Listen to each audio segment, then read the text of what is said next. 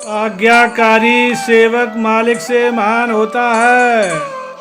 साहवते सेवक बड़ो जो निज धर्म सुजान।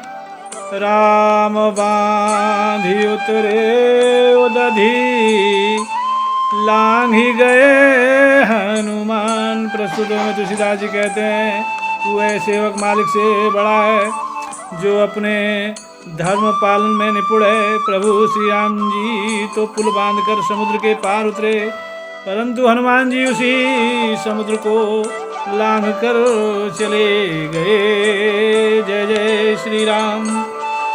उस समय का प्रभाव तुलसी पावस के समय धरी को किलन मौन। अब तो दादुर बोली है हमें पूछी है कौन। प्रस्तुत दो में तुलसीदास जी कहते हैं कि बरसात के मौसम में कोयल यह समझकर चुप हो जाती है कि अब तो मेढक कर आएंगे, हमें कौन पूछेगा। अर्थात बुरा समय आने पर दुष्ट लोगों की चलती है, उस समय सज्जन लोग चुप ही रहते हैं। प्रभु श्री राम जी के गुणों की महिमा, कुपथ कुतर्क कुचाली कली कपट दम्भ पाषंड। दहन राम गुण ग्राम जिमी ईंधन अनल प्रचंड।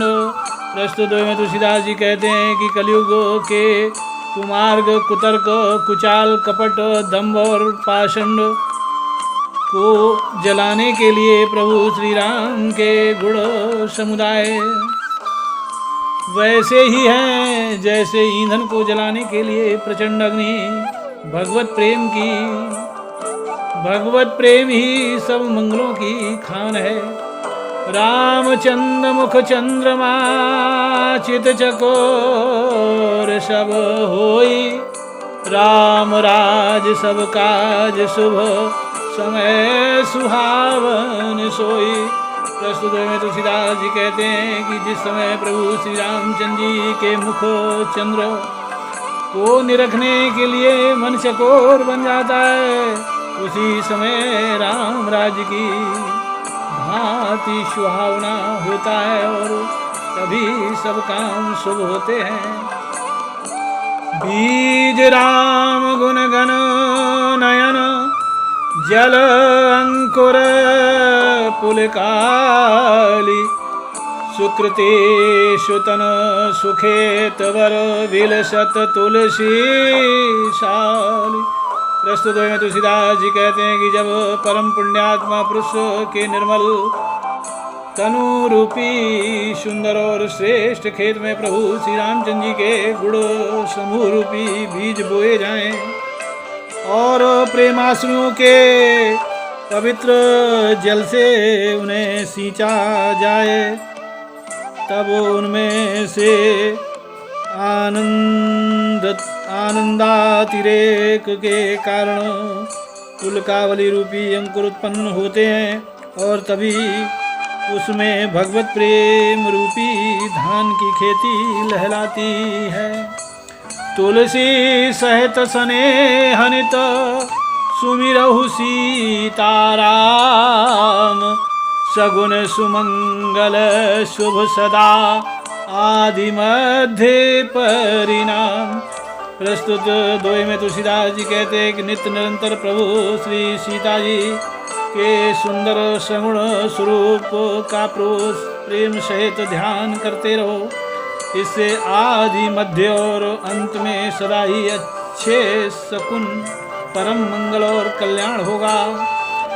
कुरु सारथ स्वारथ शकल परमारथ परिणाम।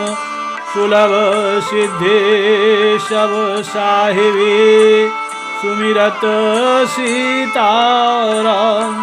प्रस्तुत में तुलसीदास जी कहते हैं कि सीताराम जी का ध्यान करते ही मनुष्य के लिए सभी सिद्धियां और सब पर स्वामित्व सुलभ हो जाते हैं तथा सभी तरह के स्वार्थ पुरुषार्थ सफल होते हैं और अंत में परमार्थ की प्राप्ति होती है। मूल के अनुसार बढ़ने वाला और बिना अभिमान किए सबको सुख देने वाला पुरुष ही श्रेष्ठ है। तुलसी भल बरतरु बढ़त निज मूल ही अनुकूल, सबहि भाति सब कहाँ सुखद दलनी फलनी बीनु फूल। प्रस्तुत में तुलसीदास जी कहते हैं कि बड़ का वृक्ष उत्तम है जो अपनी जड़ के अनुसार ही बढ़ता है और बिना ही फूले अर्थात अभिमान किए बिना ही अपने पत्तों और फलों द्वारा सबको सब प्रकार से सुख देता है। त्रिभुवन के दीप कौन है? सधन सगुण सधर्म सगन सबल सुसाई महीप, तुलसी जे अभिमान बिनु ते त्रिभुवन के दीप। प्रस्तुत में तुलसीदास जी कहते हैं कि जो पुरुष धनवान गुणवान धर्मात्मा सेवकों से युक्त बलवान और सुयोग्य स्वामी तथा राजा होते हुए भी अभिमान रहते होते हैं वे तीनों लोकों के उजागर होते हैं। कीर्ति करतूति से ही होती है, तुलसी निज करतूति बिनु मुकुत जात सब कोई, गयो अजामिल लोक हरि नाम सक्यो नहीं धोई। प्रस्तुत में तुलसीदास जी कहते हैं कि यदि कोई जीव अपने पुरुषार्थ के बिना ही मुक्त हो जाता है तो उसकी कीर्ति नहीं होती। अजामिल प्रभु के धाम को चला गया परंतु वह अपनी बदनामी को नहीं धो सका। अब भी उसकी उपमा लोग पापियों से ही देते हैं। बड़ों का आश्रय भी मनुष्य को बड़ा बना देता है। बड़ो गहे तैं होत बड़, ज्यों बावन कर दंड, श्री प्रभु के संग सो बड़ो गयो अखिल ब्रह्मांड। प्रस्तुत में तुलसीदास जी कहते हैं कि बड़े के अपनाने से ही मनुष्य बड़ा हो जाता है। जैसे वामन भगवान के हाथ का दंड उनके साथ ही बढ़कर अखिल ब्रह्मांड तक पहुँच गया। कपटी दानी की दुर्गति, तुलसी दान जो देत है जल में हाथ उठाए, प्रतिग्राही जीवे नहीं दाता नरक जाए। प्रस्तुत में तुलसीदास जी कहते हैं कि जो लोग हाथ उठाकर मछलियों को फंसाने के लिए जल में दान देते हैं अर्थात चारा डालते हैं, उस दान को ग्रहण करने वाली मछली तो जीती नहीं है और वह दाता भी नरक का भागी होता है। अपनों के छोड़ देने पर सभी शत्रु हो जाते हैं। आपन छोड़ो साथ सब तादिन हितु न कोई, तुलसी अम्बुज अम्बु बिनु तरनी तासुरिपु होई।